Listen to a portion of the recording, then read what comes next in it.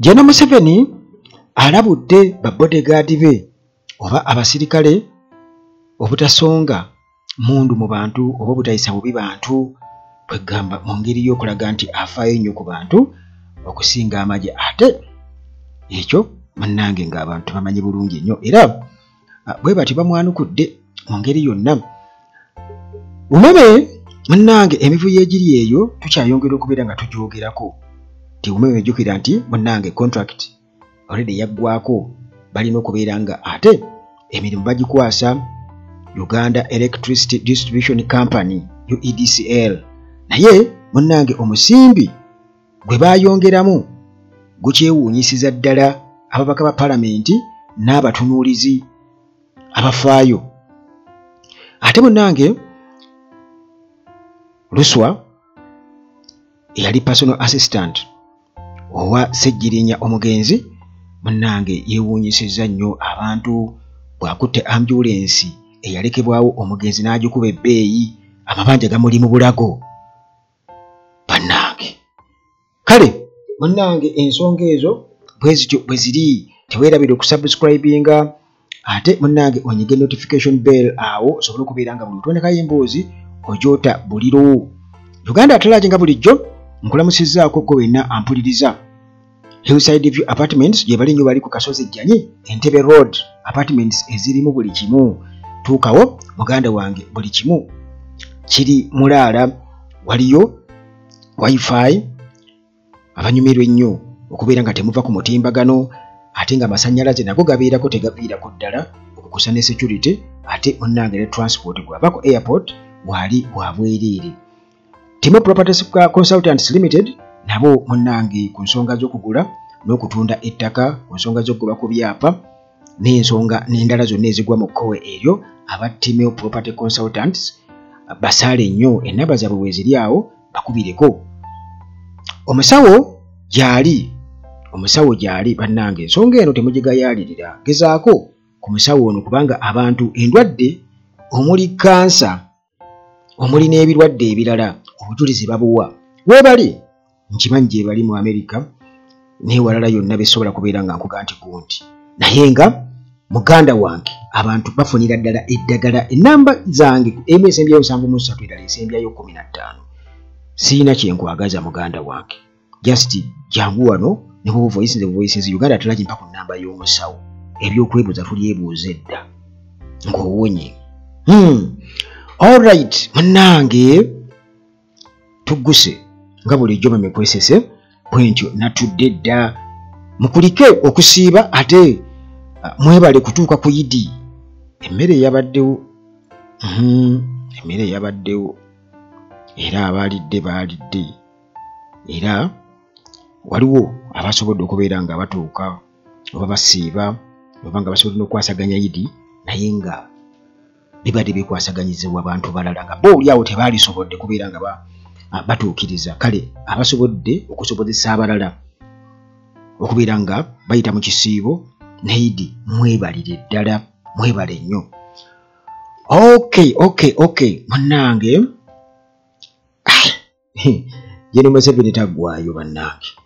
Omulabo oyo General Museveni n'omuti gwe ogw'amakabyo ogwo gwakwata ogwo gunoonyerezeeko omuti gwa bulogo nnyo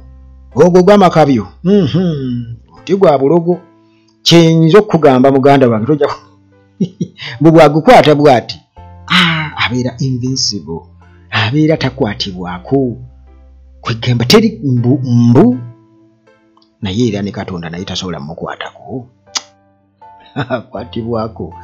awo wennyini wakyakula lwaki tadda buto bwagukwata, yali badadda buto naye munnange okukula kiba kitegeeza enkanyanya zitegeeza kufa gye bujja mu maaso, kuba buli kizaalibwa kirina okufa. Okay munnange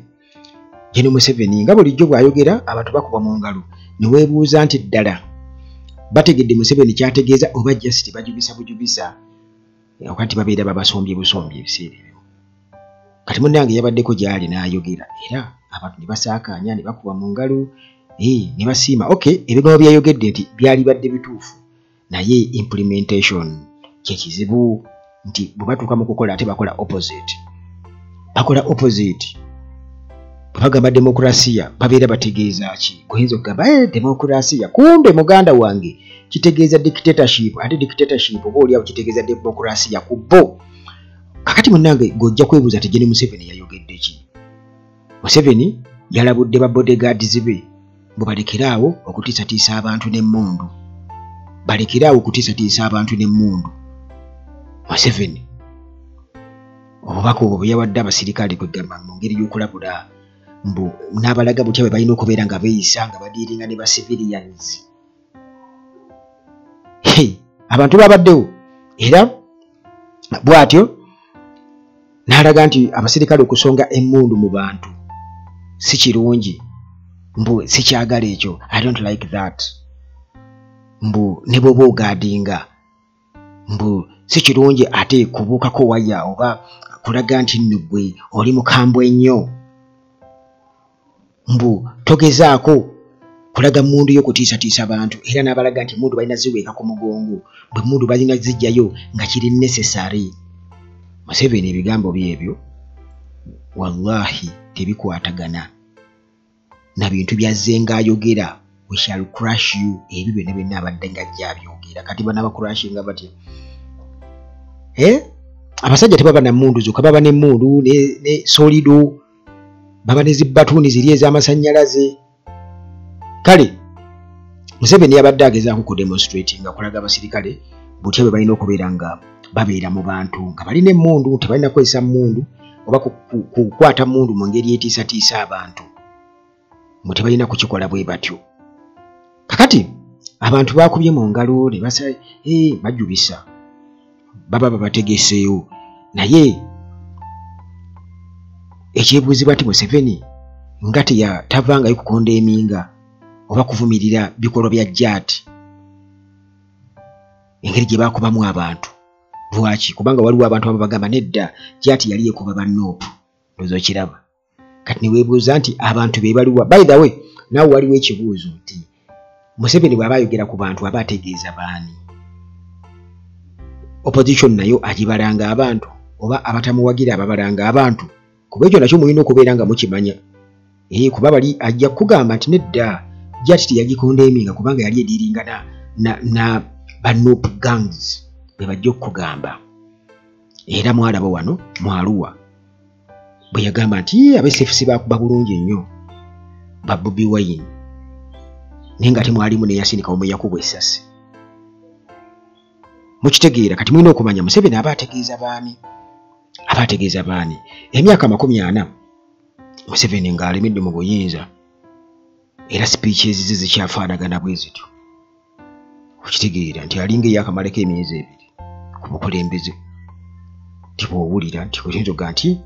kagamba abuulira abasirikale be yakajja nabo bamanyidde byansiko, nti kati abagamba amulina kweyisa bwe muti. Naye emyaka 40 nga mulina Ismail Elite Forces. Kale munnange abantu okukuba engalo nga bwe nkutegeezezza nti weewuunya okubeera nga basaakaanya ayogedde, weewuunya oba ddala byayogedde babitegedde. Kyevudde nkugamba nti bo babitegedde era nabo tulina okubakuba mu ttooki nti oba bo be bantu oba bayinza okuba nga baayogeraku beebwe abantu abo abazze okumulaba era bamuwagira, abasigadde nedda. Kale Museveni n'alabika nga byonna byakola alabika yeebuzaabuza bwebuzaabuza, apretendinga kubanga ekisooka abasirikale lwaki babeera mu bantu? Abasirikale lwaki babeera mu bantu mu bibinja by'abantu mu kifo ekisooka? Lwaki? Abasirikale ba poliisi ye yali baddewo, naye abasirikale ab'amagye buli wamu. Kale ebiseera ebimu Museveni ebigambo biyinza okuba ebirungi bw'oba obiwuliriza, naye nga bwe nkutegeezezza nti okubiteekesa mu nkola. Naye nga ekituufu ekiriwo tuyinza okumugamba nti munnange it's too late, obudde buyise, nti already ebintu mwabisobya dda, tutumanye omugogo w'amakabi oba gukuyamba ki. nti basojja ddaba wanayinki era abantu bali disappointed nnyo baggwamu amaanyi kakati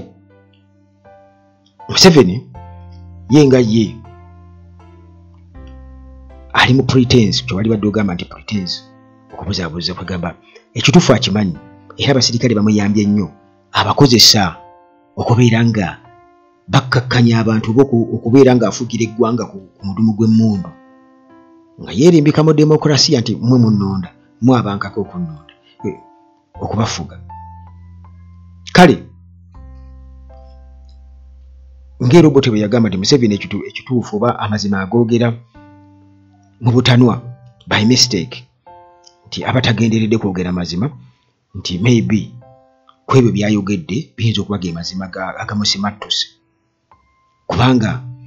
abasirikale be babadde nga bakola ebyo byayogerako okuba abantu nti kale okusonga mu busonzi oba okukwata ye Museveni kyayogerako nti engeri gye bakwatamu emmundu bwe bagikwata bubi naye ate nga bakuba n'abantu amasasi bakuba abantu zisolido ebyo tabyogerako asirika busirisi emyaka gyonna nga n'okubawagira abawagira nga bwe yabawagira mu Arua ne mutabani we CDF naye n'awagira nti jjati ekoze bulungi nyagenda naba promotinga kakati tulinze akalulu nga kajja tukimanyi bulungi nnyo nti ebyo byonna byogera kugeza kweteeka ku kazigo naye ekituufu kiri nti bano tebasobola kwebeera mbeera ya kutulugunya abantu gwirinda bulinzi kulaba abantu batambulira ku Bobi Wine wano ojjo kakasa nti Museveni abadde abafuulinga gwe mujja kulaba abasirikale bwe bagenda okubeera oba bagenda okweyisa mu biseera ebyakalulu kale era nga ekyo bw'abanga akyayogera kituufu okay abasirikale kale bajja kujja beeyise obubi bo nga bo era bagamba nti why do you choke okitegeera you don't need to choke ng'olina abantu oba nga mugaadinga naye kale abasirikale kale bo bajja nga balinga ennumba bo nga bali uncontrollable ne basiiwuuka empisa ne bakuba abantu naye ate ani awa ebiragiro ebireeta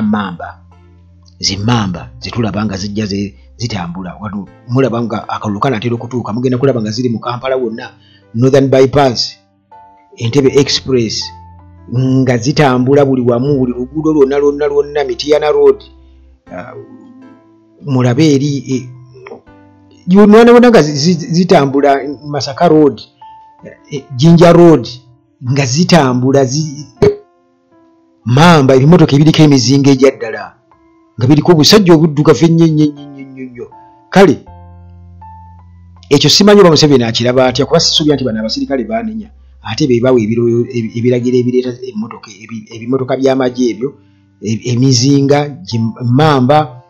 n'ebimotoka bya tiya gaasi kale kakati enjawulo ya Museveni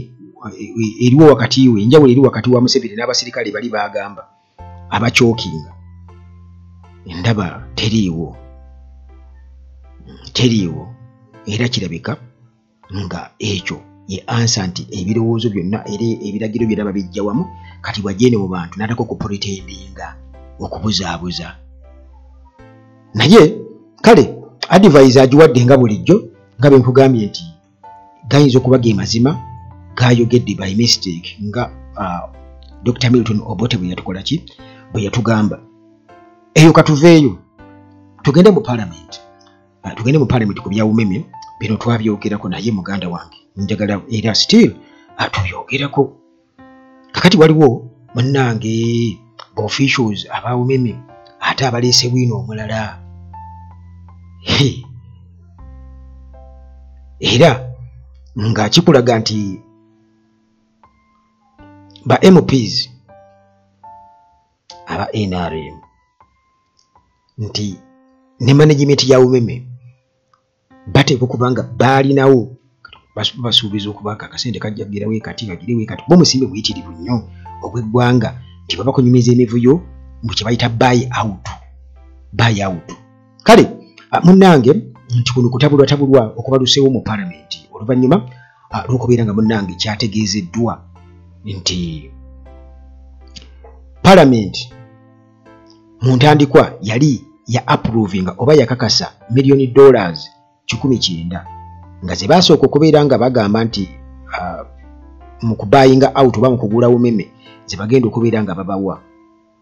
naye nga zaaliko era ebibuuzo kugamba ezo zaali estimate tezaali ziri kugamba nga bakyateebereza buteebereza kakati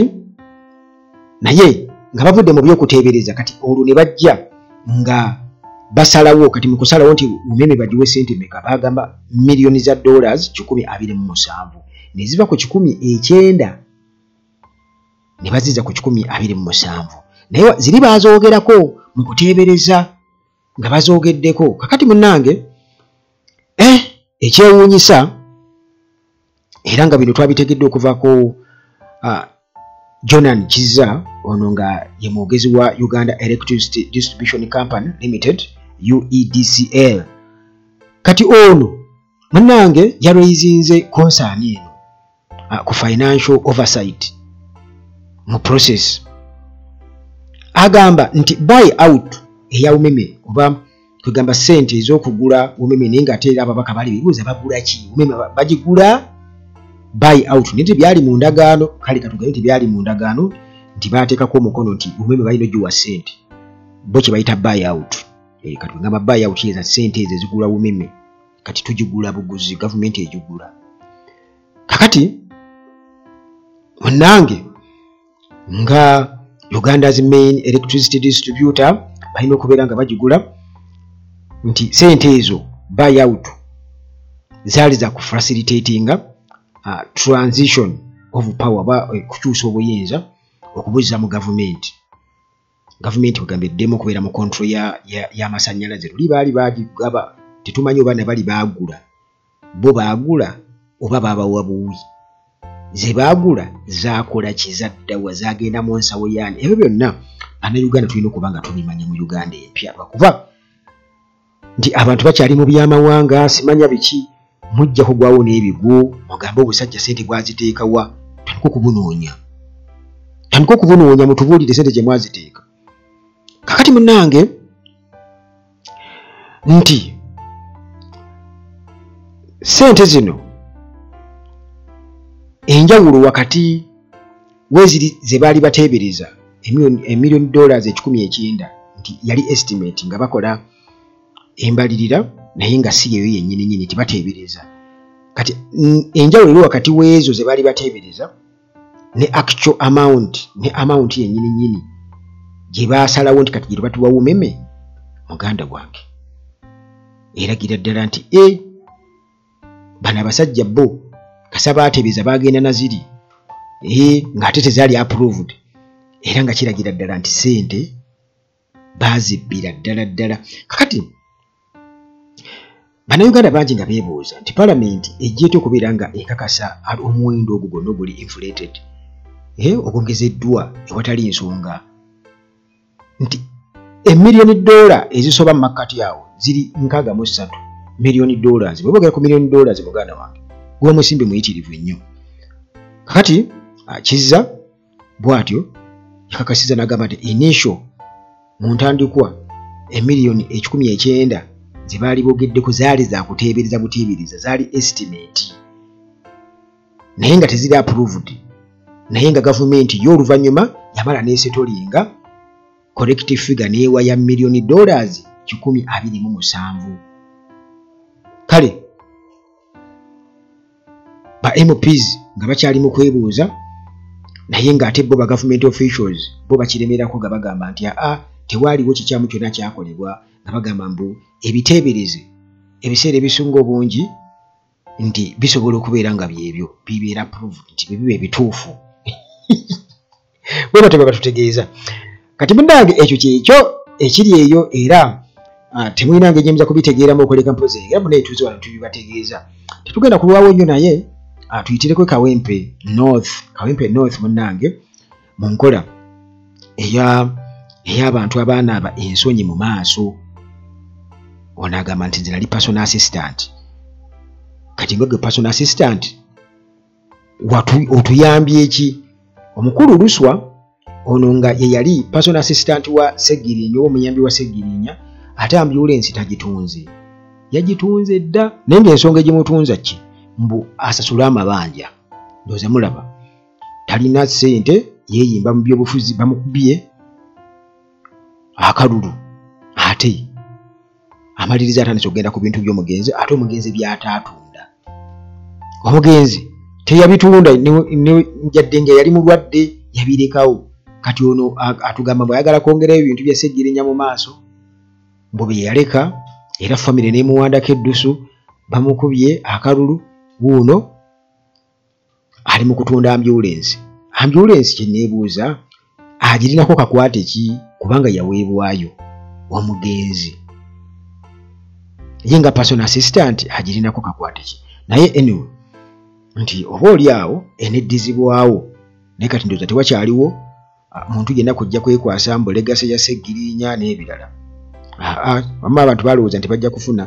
akalulu aka sympathy olw'okubanga baali kuluzira Seggirinya abantu bye bakola ki bye baagana kuba byonna bya bulimba kale kiswaza era kiswaliza ddala sigenda kusookayo nnyo wano weebale nnyo kubeerako wano ku Uganda at Large ate tusinkane mu mboozi zaffe enfufuulo endala mu maaso Mukama Katonda abakuume